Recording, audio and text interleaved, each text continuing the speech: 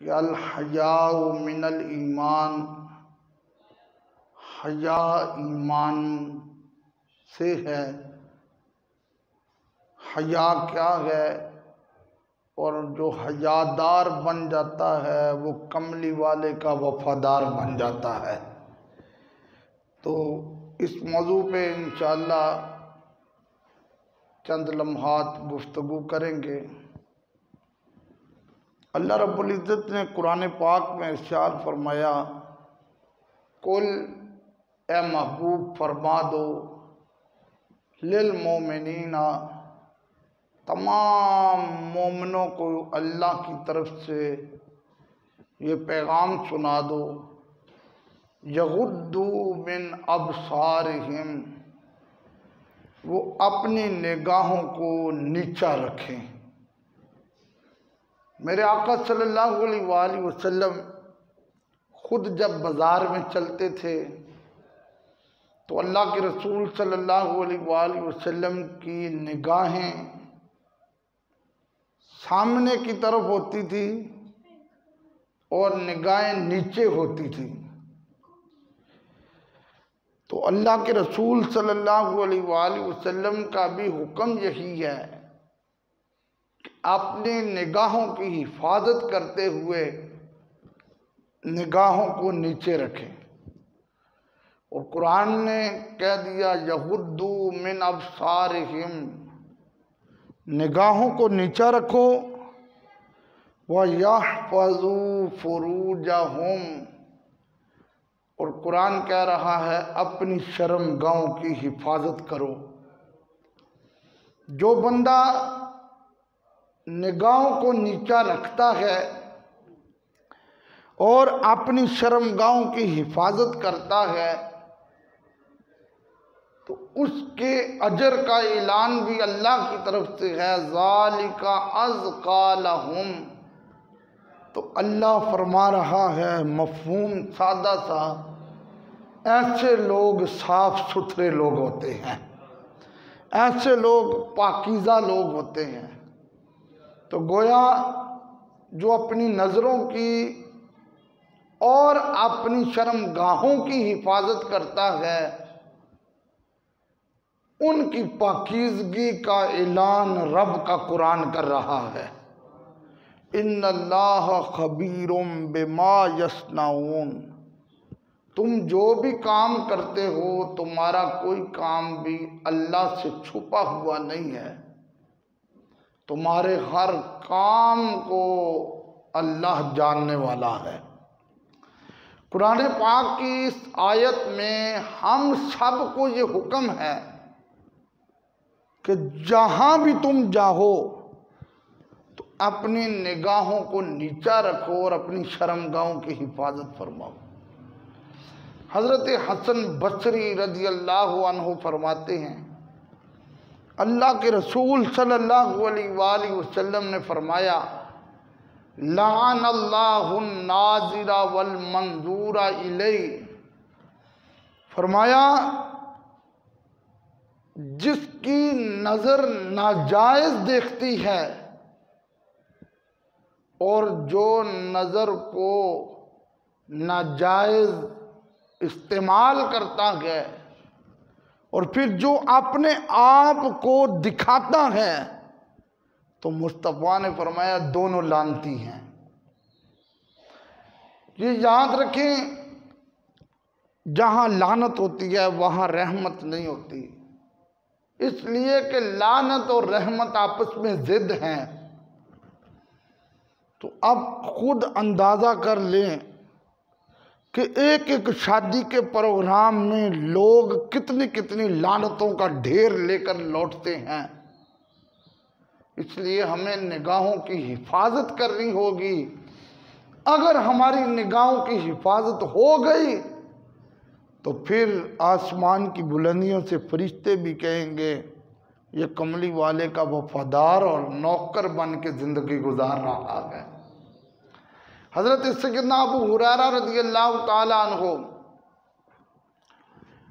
आपने फरमाया कि मेरे आका सल्लल्लाहु अलैहि वसल्लम की हदीस है कि हया जो है ये ईमान का हिस्सा है। और फिर सरकार ने इसके साथ फरमाया जो मेरा उस्मान गनी ज़ुन्नुरैन रज़ी अल्लाह अन्हु है वो लोगों में से सबसे बड़ा हया वाला है, जिसकी हया की गारंटी मुस्तफ़ा दें उसको ज़माना उस्मान गनी ज़ुन्नुरैन कहता है। ये मेरे पास मुस्तदरिक है, 6 जिल्दों में हदीस की किताब है, मेरे कुतुब खाने में पड़ी है।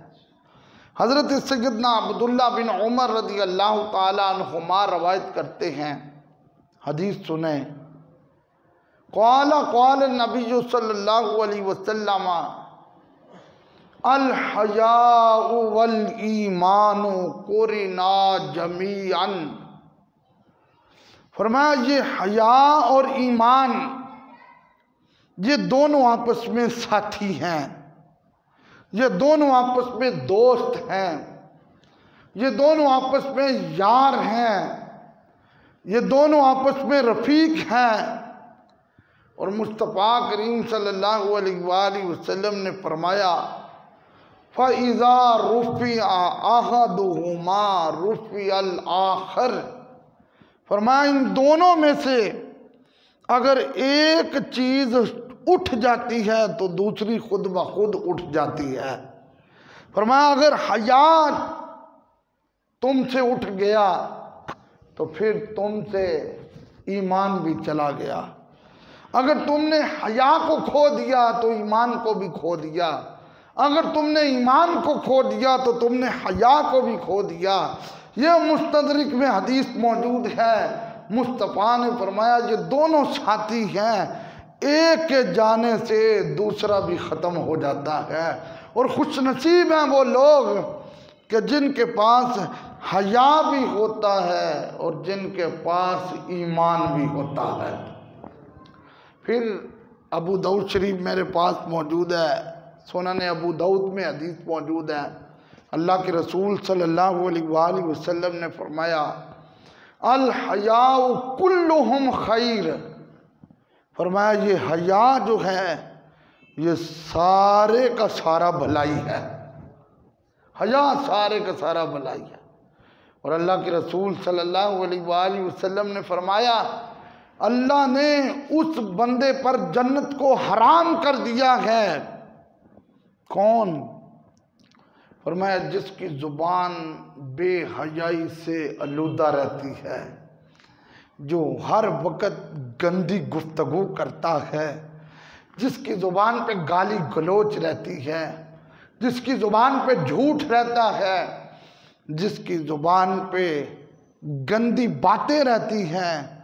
मुस्तफ़ा फरमाते हैं उस पर जन्नत हराम होती है, उसकी ज़ुबान की वजह से होती है, उसकी ज़ुबान के इस लोथड़े की वजह से उसके पूरे जिस्म को जहन्नम की आग में जलाया जाएगा। इसीलिए तो एक जगह मेरे आका ने फरमाया अगर कोई मेरा उम्मती, मेरा गुलाम, मेरा नौकर मुझे ज़बान की और शर्मगाह की ज़मानत देता है तो मैं अल्लाह का रसूल उसे जन्नत की ज़मानत देता हूँ। तो ये इंतहाई अहम मौजू आज कि हया क्या है। ये मेरे पास तिरमिज़ी शरीफ है, सित्ता की 6 किताबों में से एक किताब है, हदीस की किताब है। इसमें हदीस पाक है, मेरे लजपाल आका सल्लल्लाहु अलैहि वसल्लम ने फरमाया अल हयाउ वल इज्जु शोबतान मिनल ईमान। फरमाया हया और कम बोलना ये ईमान के हिस्सों में से हिस्सा है, हया और कम बोलना। और फरमाया वल बज़ाउ वल बयानो शोबतान मिनन निफाक। फरमाया बयान यानी कि हर वक्त गुफ्तगू करते रहना, बोलते रहना। और फरमाया वल बज़ा और बेहयाई शोबतान मिनन निफाक, ये निफाक का शोबा है, मुनाफिकत का शोबा है। अब बंदे को खुद अंदाज़ा करना होगा कि उसने ईमान के शोबों में कदम रखना है या मुनाफिकत के शोबों में कदम रखना है। और यकीनन वो बंदा बड़ा खुशनसीब होता है कि जिसका कदम ईमान के शोबों में होता है। और वो कैसे मिलता है? वो हया से मिलता है, वो कम बोलने से मिलता है। हज़रत सैयदना याला रज़ी अल्लाह अन्हु फरमाते हैं, ये भी अबू दाऊद में हदीस मौजूद है, बड़ी काबिल तवज्जो हदीस। मेरे आका सल्लल्लाहु अलैहि वसल्लम एक बार गुजरे तो एक आदमी एक ग्राउंड में नंगा नहा रहा था। तो अल्लाह के रसूल सल्लल्लाहु अलैहि वसल्लम की नज़र पड़ गई। अल्लाह के रसूल जब मस्जिद में तशरीफ़ लाए, मिंबर पे खड़े हुए, मेरे आका सल्लल्लाहु अलैहि वसल्लम ने खिताब फरमाया। और खुतबा क्या था? फरमाया अल्लाह ताला पर्दे को और हया को पसंद फरमाता है। यानी आज हमारी कोशिश होती है औलाद की कि मुझसे वो काम हो जाए जो मेरे माँ बाप को पसंद है। शागिर्दों की कोशिश होती है हमसे वो काम हो जाए जो हमारे उस्ताद को पसंद है। मोहल्ले के चौधरी के नीचे जो लोग होते हैं उनकी कोशिश होती है हमसे वो काम हो जाए जिससे चौधरी राज़ी हो जाए। एमपी और एमएनए के जो सपोर्टर होते हैं उनकी कोशिश होती है कि हमसे वो काम हो जाए जिससे एमएनए और एमपीए राज़ी हो जाएं। लेकिन कुर्बान जाऊं, तुम हया वाले बन जाओ, खुदा तुम्हें अपना महबूब बना लेगा। हया अल्लाह को पसंद है और फरमाया पर्दा अल्लाह को पसंद है। वहाँ गैरत का जनाजा निकल जाता है जहाँ खामंद अपनी बीवियों को बेपर्दा बिठाकर गलियों में घुमा रहे होते हैं। वो मेरे भाइयों, मेरे लजपाल आका सल्लल्लाहु अलैहि वसल्लम के सहाबी हज़रत अब्दुल्ला बिन उम्मे मक्तूम रज़ी अल्लाह अन्हु घर में तशरीफ़ लाए। हुजूर बैठे हुए थे, इनको आँखों से नज़र नहीं आता था। हज़रत उम्मे सलमा रज़ी अल्लाह ताला अन्हा बैठी हुई थी। मेरे लजपाल आका सल्लल्लाहु अलैहि वसल्लम ने फरमाया उम्मे सलमा साइड पे हो जाओ। अर्ज़ किया आका उनको कौन सा नज़र आता है? फरमाया उन्हें नज़र नहीं आता, तुम्हें तो नज़र आ रहा है। अगर मोमिनों की माओं के लिए पर्दा ज़रूरी था, अगर मुस्तफ़ा की बीवियों के लिए पर्दा ज़रूरी था, तो हमारी तुम्हारी बीवी के लिए पर्दा क्यों नहीं ज़रूरी है? मेरे भाइयों, जब वो बापर्दा होकर बाहर निकलती है तो रब के फरिश्ते उस पर रब की रहमतें और करम बखेर रहे होते हैं। इसलिए कि ये ज़रूरत के तहत बाहर निकली है तो फिर भी इसने पर्दा किया हुआ है। मेरे आका सल्लल्लाहु अलैहि वसल्लम के ग़ुलामों, ये मत समझना कि सिर्फ एक चीज़ ही ज़िना है कि एक लड़का और लड़की किसी कमरे में गया और उन्होंने बदफेली की तो यही ज़िना है। नहीं नहीं, सुनो, आँखों का भी ज़िना है, दिमाग का भी ज़िना है, ज़बान का भी ज़िना है, हाथों का भी ज़िना है, पाँव का भी ज़िना है, कानों का भी ज़िना है। वो बंदा जिसका दिमाग साफ नहीं, वो दिमाग के ज़िना में मुब्तला है। वो जिसकी ज़ुबान गंदगी में है, वो ज़ुबान के ज़िना में लगा हुआ है। वो जिसकी आँखों में गंदगी है, वो आँखों के ज़िना में है। वो जिसके कानों में गानों की लज्जत होती है, वो कानों के ज़िना में है। और खुश नसीब हैं वो लोग जिनकी आँखें देखती हैं तो रब का कुरान देखती हैं, जिनकी ज़ुबान हिलती है तो मुस्तफ़ा की नात पढ़ते हैं, और जिनके कानों में समात के लिए आवाज़ आती है तो वो कमली वाले की नातें आती हैं। तो ऐसे लोगों को सलाम है कि वो इतनी बुराइयों से बचकर अपनी ज़िंदगी को इस तरह गुजार रही हैं कि कब्र में भी इस्तिकबाल होगा, मैदान माशर में भी इस्तिकबाल होगा। और हुजूर सल्लल्लाहु अलैहि वसल्लम की हदीस है, मेरे आका फरमाते हैं जो आँख को हराम से भरता है। अब आप कहेंगे आँख हराम से कैसे भरेगी? तो आँख से उन चीज़ों को देखना जिन चीज़ों को देखने से रब रसूल ने मना किया है। अगर हमारी आँख में फिल्में चलेंगी, हमारी आँख में ड्रामे चलेंगे, हमारी आँख में दोस्तों की मेहंदी के बड़े बड़े प्रोग्राम चलेंगे, हम सरेआम कंजरों को नाचते हुए देखेंगे, तो फिर आँख हराम से आलूदा हो रही है। और मुस्तफ़ा की हदीस है कि जिसकी आँख हराम से भर जाती है, फरमाया उस आँख को क़यामत वाले दिन अल्लाह जहन्नम की आग से भरेगा। अब ये फैसला आप लोगों को, मुझे, हम सब को खुद करना है कि कौन है जो अपनी आँखों को बचा के इन आँखों से या होगा तो दीदारे मुस्तफ़ा होगा या दीदारे खुदा होगा। तो मेरे भाइयों, बड़े खुश नसीब हैं वो लोग जिनकी आँखों की हिफाजत है। बल्कि मेरे आका की तो हदीस ये है, फरमाया आँख के जिना से बचो, आँख के जिना से बचो, आँख का ख्याल रखो। मेरे मुस्तफ़ा ने क्या फरमाया? फरमाया क़यामत वाला दिन होगा, जिस तरह एक सुरमे की सलाई होती है, इसी तरह की सलाई जहन्नम की आग के अंदर डबोकर तुम्हारी आंखों में फेरी जाएगी, इसलिए कि तुम्हारी आंखों में वो बेहयाई जो है वो जचती थी और तुमने आँख की हिफाजत नहीं की। ये रब की तरफ से तुम्हें अजाब दिया जा रहा है। तो कौन है आज, अगर मैं किसी की आँख में उंगली लगाना चाहूँ तो कोई मेरा कितना भी प्यारा हो, मेरा बेटा भी सगा हो, तो वो भी मुझे अपनी आँख में मेरी उंगली नहीं लगाने देगा, इसलिए कि आँख की हिफाजत करेगा। इधर आँखों में ड्रामे भी बस गए, इधर आँखों में फिल्में भी बस गई, इधर आँखों में नंगी औरतों की तस्वीरें भी बस गई। तो मुस्तफ़ा ने फरमाया जिसकी आँख हराम से भरी होगी, क़यामत वाले दिन उस आँख को जहन्नम की आग से भरा जाएगा। मेरे मुस्तफ़ा फरमाते हैं मैं मेराज की रात गया, तवज्जो फरमाया मैं मेराज की रात गया, मैंने ऐसी कौम को देखा कि उस कौम की आँखों में भी कील लगाए गए हैं, जिसे हम कील नहीं कहते, कील, और उसके कानों में भी कील लगाए गए हैं। कितना बड़ा अजाब था। तो कहते हैं मैंने कहा जिब्रील इतना बड़ा अजाब, इसकी आँखों और कानों में कील लगाए गए?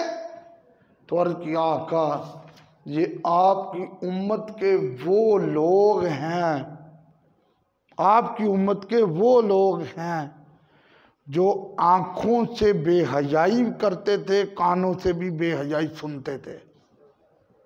देखिए आज गाड़ी में ड्राइव करते हुए तो हमें गाना लगाना याद आया और हमने कहा लज्जत बड़ी आ गई, फिर जाते हुए एक्सीडेंट हो गया तो पता नहीं, कहते हैं पता नहीं मुझसे कौन सी गलती हुई, तो तूने तो चढ़ते हुए भी गलती कर ली है।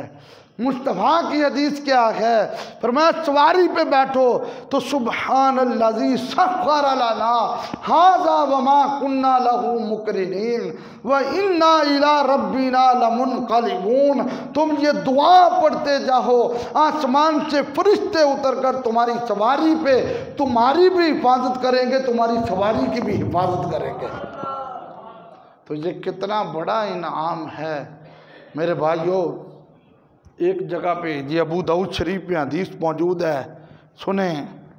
कुछ लोग, कुछ नौजवानों को बीमारी पड़ गई है, वो जब कमरे में अलग होते हैं तो वो बेहयाई में मुलव्वस होते हैं। सुनो, मेरे आका ने फरमाया लोगों के सामने तो शर्म किया करो, लेकिन फरमाया जब तन्हाई में हो, अकेले हो, तो फिर ज़्यादा शर्म किया करो, इसलिए कि तन्हाई में तेरे पास और कोई नहीं तो तेरा खुदा ज़रूर होता है। ये मेरे आका सल्लल्लाहु अलैहि वसल्लम की हदीस पाक है।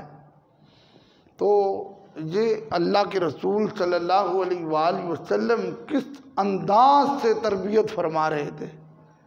एक आदमी सरकार की बारगाह में आ गया। उसने कहा मैंने शराब पिया, मुझ पे हद लगाएं।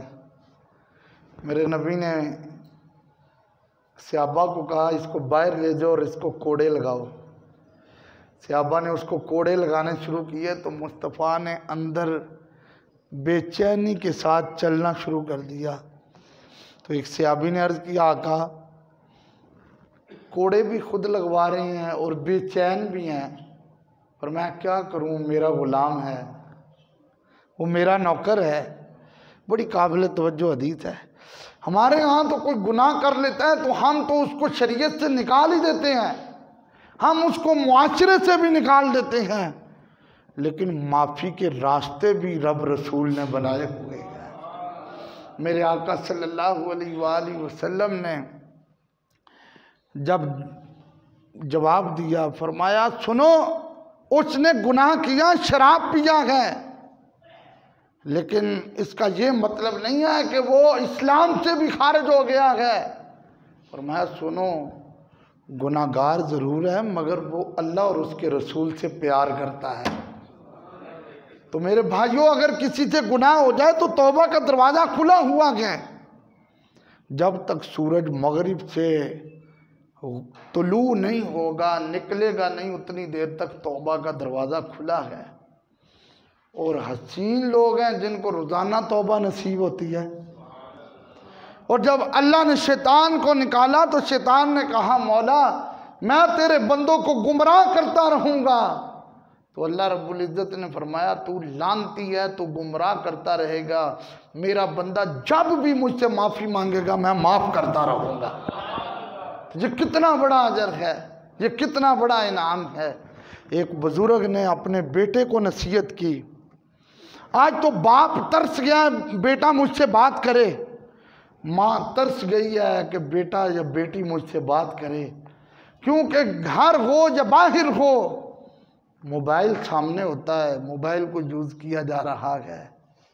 अरे मोबाइल में तुम्हें मकबूल हज का सवाब नहीं, माँ बाप के दीदार में तुम्हें मकबूल हज का सवाब है। हाँ, जब माँ बाप फौत हो जाते हैं तो फिर तुम स्टेटस पे भी उनकी तस्वीरें लगाते हो, डीपी पे भी वही लगे होते हैं, स्क्रीन पे भी वही होते हैं। अरे अब तो वो तेरे सामने हैं, अब तस्वीरें नहीं, उनकी ज़ियारत करो रज रज के। बाद में तस्वीरों पे मत रह जाना, आज ज़ियारत करोगे तो जितनी बार भी देखते जाओगे अल्लाह तुम्हें मकबूल हज का सवाब अता फरमाएगा। तो ये बहुत बड़ा इनाम है, बहुत बड़ा अजर है। सुनो, एक बुजुर्ग थे, उसने अपने बेटे को नसीहत की। मैंने ये बात आज ज़िंदगी में पहली बार पढ़ी है, पहले सुनी भी नहीं थी, क्योंकि आज मेरा मौजू जो है वो है अल हया मिनल ईमान, और ये मौजू बड़ा खुश्क सा है, इसलिए आप एक बार सुभान अल्लाह कहें ज़रा। हाँ, तो तवज्जो से आप सुने ताकि शायद आपके दिल में मेरी बात उतर जाए। वो एक बुजुर्ग ने अपने बेटे को नसीहत की। नसीहत क्या थी उसकी? उस बुजुर्ग ने कहा बात ये है, क्या मेरे बेटे, जब तू सरेआम गुनाह शुरू कर दे या छुप कर गुनाह शुरू कर दे तो समझ लेना तेरे अंदर और जानवरों के अंदर कोई फ़र्क नहीं है। जो बाज़ारों में शराब की बोतलें पी रहे हैं, जो सरेआम अजान सुन के मस्जिद के चौक में खड़े होकर मस्जिद के अंदर नहीं आ रहे हैं, जो माँ बाप की इज्जतों की धज्जियाँ उड़ा रहे हैं, वो क्या समझते हैं कि हम कौन सा काम कर रहे हैं। कितनी हसीन बात थी उस बुजुर्ग की। उसने कहा जैसे जानवर बेशर्म हो जाते हैं ऐसे गुनाह करने वाला भी बेशर्म हो जाता है। और ये याद रखें, आपको एक जुमला देने लगा हूँ, फरिश्तों के अंदर जो मर्तबा हज़रत जिब्रील अमीन का है, वलियों के अंदर वो मर्तबा हज़रत बायज़ीद बुस्तामी का है। हज़रत बायज़ीद बुस्तामी रहमतुल्लाह अलैह एक बुज़ुर्ग के पास तशरीफ़ लाते थे, बैठते थे। तो एक दिन बुज़ुर्ग के करीब बैठे तो वो बुज़ुर्ग कहने लगे, बायज़ीद। कहा जी हुज़ूर। कहा मुझे ताक में से ज़रा किताब तो पकड़ाओ। तो आग अलमारी नुमा एक खाना था, उसमें किताब पड़ी थी। तो बायज़ीद कहने लगे, आपका ताक किधर है? अब कमरा था छोटा सा। तो वो बुजुर्ग कहने लगे, बायजीद इतनी देर हो गई है तुम्हें मेरे पास आते हुए, तुमने मेरे पूरे कमरे को जी भर के देखा ही नहीं है। तो कहा, मेरे नबी की हदीस है, तुम अपनी निगाह की हिफाजत करो। बाबा जी मैं आपके पास आता हूँ तो सिर्फ आपको ही देखता रहता हूँ। ये थे वो ऐसे लोग जिन्होंने अपनी नज़रों की हिफाजत की है, खुदा ने उनका रुतबा बुलंद कर दिया है। और बड़ी काबिल तवज्जो बात है, एक बुज़ुर्ग थे हज़रत मिस्की, उनका नाम ही मिस्की पड़ गया था, क्योंकि मिस्क असल में मुश्क, इसको अरबी में मिस्क कहते हैं और इससे खुशबू आती है। आप जिस गली से गुजरते थे खुशबू आती थी, ये बुजुर्ग जिस कमरे में जाते थे खुशबू आती थी, हर तरफ खुशबू थी। इनको एक दिन लोगों ने घेर लिया। उन्होंने कहा, तुम्हारे जिस्म से खुशबू आती है, इतना अमीर है कि तू रोज़ाना इतना इतर इस्तेमाल करता है? उसने कहा, इतर वाली बात कोई नहीं है, बात कोई और है। कहा, वो कौन सी बात है? कहा, बात यह है कि मैं जिस ख़ानदान में पैदा हुआ था, मैं बड़ा खूबसूरत था। मुझे एक कपड़े की दुकान पे मुलाजमत मिली। वहाँ पे एक खातून कपड़ा ख़रीदने के लिए आई, तो उस खातून ने मेरे दुकानदार मालिक से कहा कि इस बच्चे को कहो ये कपड़े के थान हमारे घर में छोड़ कर आए। तो वो कहता है कि मैं कपड़े के थान छोड़ने के लिए घर में गया, और जब मैंने उसके घर में कपड़े के थान रखे तो उसकी एक बेटी थी, उसकी बेटी ने बुराई की तरह मेरी तरफ लपकना शुरू किया। तो कहता है, मैंने वो हदीस पढ़ी हुई थी कि मुस्तफ़ा ने फरमाया, क़यामत का दिन होगा, हशर का भरा मैदान होगा, जब कोई किसी का काम नहीं आएगा, उस वक़्त अल्लाह के अर्श का साया होगा, हर तरफ धूप ही धूप होगी, जिससे छाँव मिलती जाएगी उसे अल्लाह के अर्श का साया मिलता जाएगा। तो मैंने वो हदीस पढ़ी थी कि जब एक लड़की सज धज के किसी लड़के को अपनी तरफ बुराई की तरफ बुलाए, और वो लड़का कहे, इन्नी अख़ाफ़ुल्लाह, मैं तो अल्लाह से डरता हूँ, तो जब वो लड़का ये कहे तो उस लड़के को क़यामत वाले दिन अल्लाह के अर्श का साया नसीब होगा। तो वो नौजवान कहता, मेरे दिल में ये बात थी, मेरे जिस्म से, मेरे कपड़ों से खुशबू क्यों आती है? जब मेरे लिए कोई रास्ता भी नहीं था, तो मैंने उस खातून को कहा, तुम मेरी तरफ बुराई से लपकती ज़रूर है, लेकिन एक बार मुझे वॉशरूम में जाने दो। कहता है कि मैंने जब उसको ये कहा तो उसने कहा, जाओ वॉशरूम में। कहता, जब मैं वॉशरूम में गया तो मेरे लिए और कोई सबब नहीं था, मैंने गंदगी को उठा के अपने जिस्म पे लगाना शुरू किया और अपने चेहरे पे लगाया, और मैं बाहर निकला तो वो औरत कहने लगी, ये तो पागल है, पागल है, दरवाज़ा खोल दो। दरवाज़ा खोला, बाहर आया, मैंने नहाना शुरू किया, गुस्ल करके रात सोया, जिस्म से बदबू नहीं आती थी। जिब्रील अलैहिस्सलाम ख्वाब में तशरीफ़ ले आए, उन्होंने सर के बालों से लेकर पाँव के नाखूनों तक मेरे जिस्म पे हाथ फेरना शुरू किया। बस जिस दिन से जिब्रील ने हाथ फेरा है, खुदा की कसम, जिस कमरे में जाता हूँ कमरा खुशबूदार होता है, जिस गली में जाता हूँ गली खुशबूदार होती है, जिस ग्राउंड में जाता हूँ ग्राउंड खुशबूदार होती है, और जिस मस्जिद में नमाज के लिए जाता हूँ वो मस्जिद खुशबूदार हो जाती है। तो क्या था उस बच्चे का अमल, क्या था उसके पास? हया थी उसके पास, हया थी उसके पास। मेरे भाइयों, मेरे मुस्तफ़ा करीम सल्लल्लाहु अलैहि वसल्लम के ग़ुलामों, हज़रत मूसा अलैहिस्सलाम, कुरान पाक 20वां पारा, मूसा अलैहिस्सलाम एक जगह पे खड़े थे, देखा तो उस जगह पे कुआं था, नौजवान पानी भर रहे थे, साइड पे दो लड़कियां खड़ी थीं। अल्लाह के प्यारे पैगंबर उनके पास गए कि क्या काम है तुम्हें? उन्होंने कहा, मैं अपनी बकरियों के लिए, अपने लिए पानी चाहिए। आपने उनके जानवरों को पानी पिलाकर मूसा अलैहिस्सलाम ने उनको पानी के बर्तन दिए। उन लड़कियों ने घर जाकर बताया। कुरान कहता है उनका बाप भी बूढ़ा था। जब बाप ने सुना तो कहा लेकर आओ उस जवान को जो इतना हयादार जवान था कि जिसने तुम्हें काम भी पहले कर दिया और तुम्हें लड़कों के करीब भी नहीं आने दिया।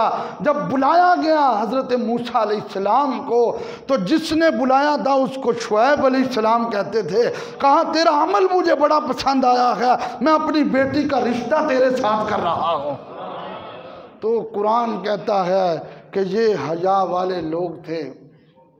और मैं पहले बता चुका हूँ कि आज मौजू है बड़ा खुश्क सा। हाँ, तो आप ज़रा प्यार से सुभान अल्लाह कहें। तो ये बड़ी मोहब्बत वाली बातें हैं, तवज्जो से समाअत फरमाएं। जिस बंदे के पास हया है उसके पास सब कुछ है। और मुस्तफ़ा की हदीस है जो बेहया है जो मर्जी करता फिरे। यह तिरमिज़ी में भी हदीस से सित्ता में मौजूद है। फरमाया जो बेहया है जो मर्जी करे। सुनो, एक जंग थी, उस जंग में एक सहाबी शहीद हो गए। तवज्जो से सुनना। हज़रत सैयदा उम्मे खल्लाद रज़ी अल्लाह अन्हा आप कहती हैं मैं नकाब करके उस जंग में आई, मेरी मुस्तफ़ा करीम से मुलाकात हुई। मैंने अर्ज़ किया आका मेरा बेटा था और वो शहीद हो गया है, उसकी खबर लेने आई हूँ। किसी ने जुमला बोल दिया और किसी का जुमला क्या था, उसने बोला और बोलकर कहने लगा कि इसका बेटा शहीद हुआ और फिर भी इसका मुंह उसके ऊपर नकाब मौजूद है, पर्दा मौजूद है। तो हज़रत उम्मे खल्लाद ने फरमाया सुनो मेरा बेटा खो गया है, मेरा हया नहीं खोया है। मेरा बेटा खो गया है, मेरा हया नहीं खोया गया। आज वक़्त है मेरे भाइयों, वो एक हिंदू ने हज़रत सैयदा ज़हरा पाक सलामुल्लाह अलैहा को गलीज़ ज़बान इस्तेमाल की, उनकी शान में बेअदबी की, उनकी शान में गुस्ताखी की। और उस वक़्त के वज़ीर ने उस हिंदू को पकड़कर सूली पे चढ़ा दिया। 1 साल उस हिंदू को गुजरा तो एक बड़े ग्राउंड में बुतों को रखा गया, ग्राउंड को सजाया गया, डेक लगाया गया, गाने चलाए गए और लड़कियों लड़कों को इकट्ठा करके उस हिंदू की बरसी पे पतंगबाजी की गई, उस हिंदू की बरसी पे। लेकिन अफसोस तो इस बात का है कि ये काम तो सिखों का था, ये काम तो हिंदुओं का था, लेकिन ये मुसलमानों की छतों पे शुरू हो गया और मुसलमानों के घरों में शुरू हो गया और मुसलमानों के बाज़ारों में शुरू हो गया। अरे मेरे मुस्तफ़ा की तो हदीस है अल मर्उ मअ मन अहब्बा, जिसको जिससे प्यार होगा वो क़यामत वाले दिन उसी के साथ होगा। मन तशब्बह बिकौमिन फ़इन्नहु मिनहुम, फरमाया जो जिस कौम जैसे काम करेगा वो क़यामत वाले दिन उसी कौम में उठाया जाएगा।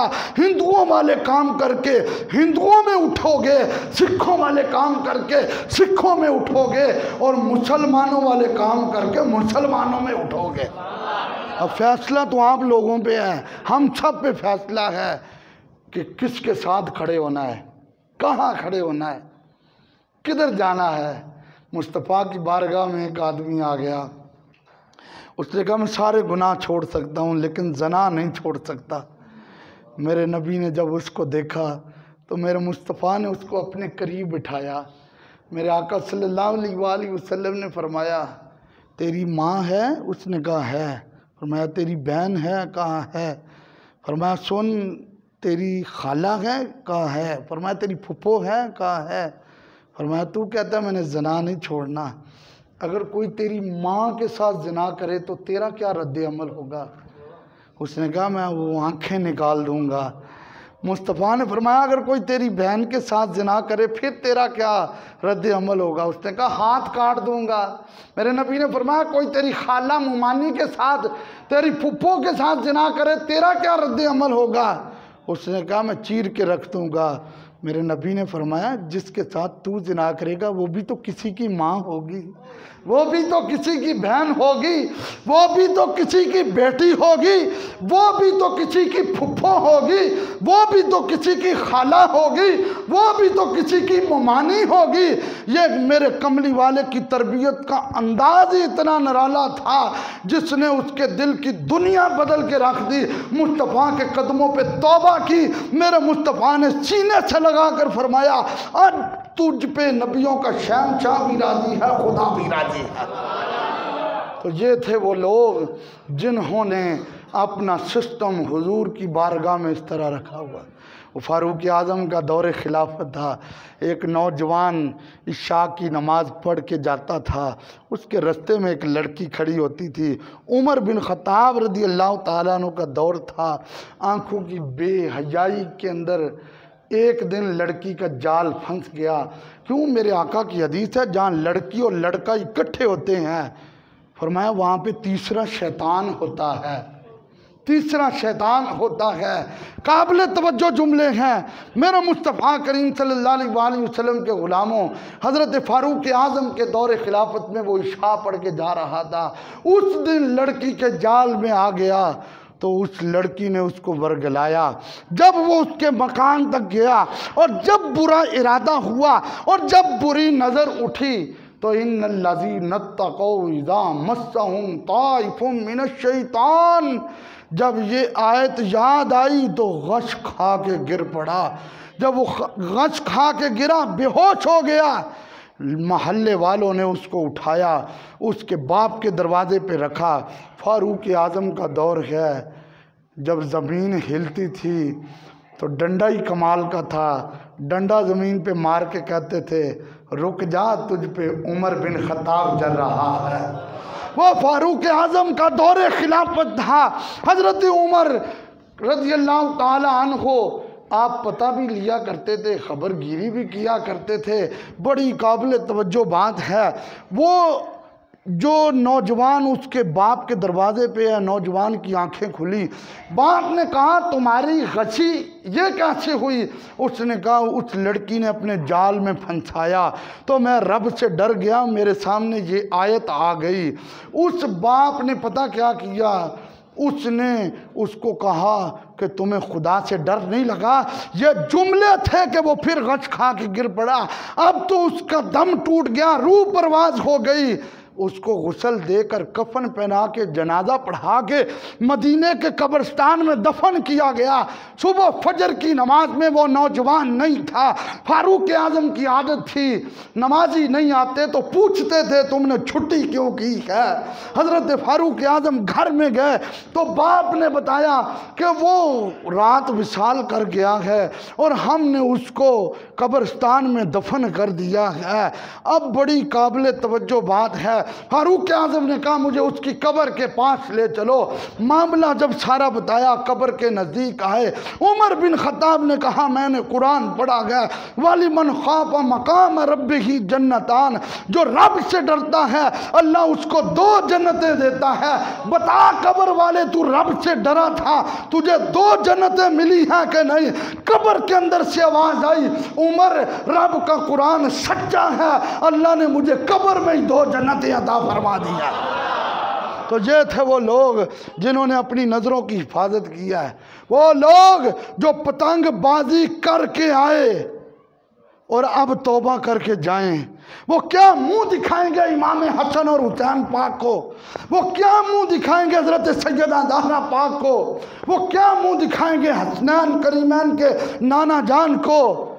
कुछ लोगों का ये सिस्टम बन गया है कि वो पतंगों के काम के बगैर जीते ही नहीं है। लेकिन क्या मुंह दिखाएंगे इन हस्तियों को, जिन हस्तियों ने जन्नतों के दरवाजे पे खड़े होना क्या और ये गुजारेंगे। और जब हमारा दिन भी पतंगबाजी में गुजरे और रात भी पतंगबाजी में गुजरे, रात 12 बजे के बाद ये काम शुरू था। और कल मैं किसी काम के लिए थाना सरगोदा रोड में गया तो हवालात भरे पड़े थे बच्चों से, गाड़ियों से लोगों को हाथकड़ियों से उतारा जा रहा था। क्या मुंह दिखाएंगे? मुस्तफ़ा ने फरमाया जो जिस कौम जैसे काम करता है उसी कौम में उठाया जाएगा। ये काम तो हिंदुओं का था, ये काम तो सिखों का था। अब मर्जी आपकी है, हिंदुओं में रहना है, सिखों में रहना है या ईमान वालों में रहना है, ये मर्जी है आप लोगों की। और फिर दूसरी बात बड़ी काबिल तवज्जो, जैसे आप लोगों के नाम है, बंदों के नाम है, इसी तरह एक नाम है वैलेंटाइन। ये ईसाई का नाम था, ये एक पादरी का नाम था वैलेंटाइन। ईसाई था, पादरी था। ये रूमी बादशाह जो है, उस रूमी बादशाह के अंडर रहता था। इसने रूमी बादशाह की खिलाफ वर्जी की, उसकी बेअदबी की। बादशाह ने इसको जेल में बंद करवा दिया। जिस जेल में ये बंद था, उस जेल का जो चौकीदार था, जो जेलर था, उसकी बेटी उसको रोजाना खाना देने आती थी। 276 ईस्वी की बात कर रहा हूँ। ईस्वी हजरत ईसा अलैहिस्सलाम की विलादत से शुरू हुई है। उसकी बेटी उसको खाना देने के लिए आती थी, और जब आते जाते उस पादरी को देखा, इन दोनों का प्यार हो गया और सुर्ख फूलों में प्यार हुआ। वो रोजाना सुर्ख फूल देती थी। बादशाह को पता चला, उसने 14 फरवरी को इन दोनों को सूली पे लटका दिया और इन दोनों को जो है वो मरवा दिया। अब इलाके के लोगों ने, वहाँ के पादरियों ने, वहाँ के ईसाइयों ने, वहाँ के गैर मुस्लिम लोगों ने 14 फरवरी को मनाना शुरू कर दिया। वो 14 फरवरी किस तरह मनाते थे? वो सुर्ख फूल देकर मनाते थे। लेकिन अफसोस तो इस बात का कि ईसाइयों ने तो छोड़ दिया, वो सिखों ने तो छोड़ दिया, वो बदमज़हबों ने तो छोड़ दिया, लेकिन मुसलमान, तेरे घर के अंदर ये काम शुरू हो गया। आज बाज़ार भरे पड़े हैं। आप हाजीबाद बाज़ार का विज़िट करें, आप मॉल में चले जाएं, आप शहर में चले जाएं, बड़े बड़े टेबल आगे लगे हुए हैं, सुर्ख रंग के कार्ड पड़े हैं, सुर्ख रंग की पेंसिलें पड़ी हैं, ये सुर्ख रंग के फूल पड़े हैं, और सुर्खी वैसे ही सुर्ख होती है, वो भी पड़ी हुई है। ये क्या हो रहा है? ये जी लड़का ले रहा है, दिया किसको जा रहा है? ये कज़न को दिया जा रहा है। आजकल कज़न की तो डेफिनेशन ही कोई नहीं। हमसाया भी कज़न बन गया, गली वाले भी कज़न बन गए, मोहल्ले वाले भी कज़न बन गए। अरे फुफ्फो, मामू, चाचा की बेटियां तो कज़नें थी, लेकिन ये भी कज़न बन गए। और बेहयाई का अड्डा ऐसे खुला। और मेरे नबी की हदीस है, सुनो ईमान वालों, मेरा मुस्तफ़ा ने फरमाया, कोई किसी माँ के साथ, और कोई किसी की बहन के साथ, कोई किसी की फुफ्फो के साथ, कोई किसी की खाला के साथ, और कोई किसी की बेटी के साथ अगर बुरा करता है और बुरा सोचता है और बुराई अमल में लाता है, फरमाया वो मेरा उम्मती अपने घर की दीवारें इतनी ऊंची करे कि उसकी दीवारें आसमान तक चली जाएं, तो फिर भी जो उसने किसी की माँ बहन के साथ किया है, उसकी माँ बहन के साथ भी वैसा होकर रहेगा। यह मेरे नबी की हदीस है। आओ मुसलमानों, ये बाप बच्चे को टच मोबाइल तो लेकर देता है, लेकिन निगरानी किसने करनी है?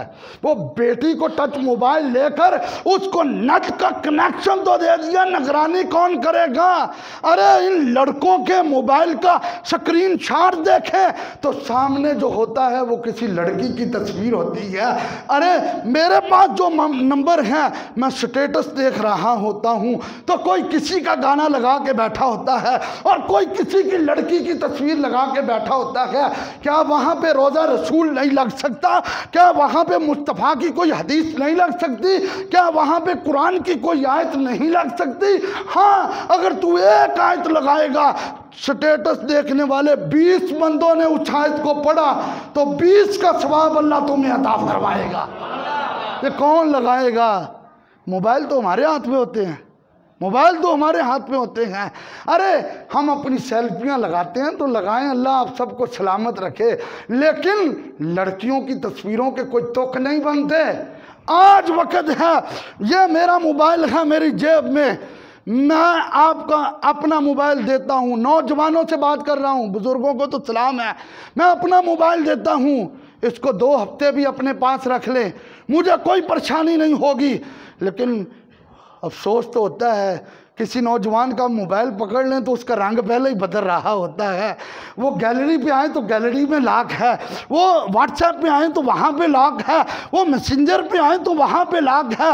अरे अगर तेरा मोबाइल तेरे हाथ में हुआ और तेरी रूह कब्ज़ हो गई तो क्या मुंह दिखाओगे मदीने वाले को जिसका कलमा पढ़ते हो? आओ आज के इस इज्तिमा में जो मेरा मौजू था, अल हयाउ मिनल ईमान, हया ईमान का हिस्सा है। हयादार बन जाओ, फिर फरिश्ते भी कहेंगे देखो नबी का वफादार जा रहा है। आज हयादार बने।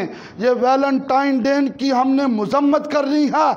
हमारा इस दिन से बाइकाट होगा, हम इस दिन को नहीं मनाएंगे।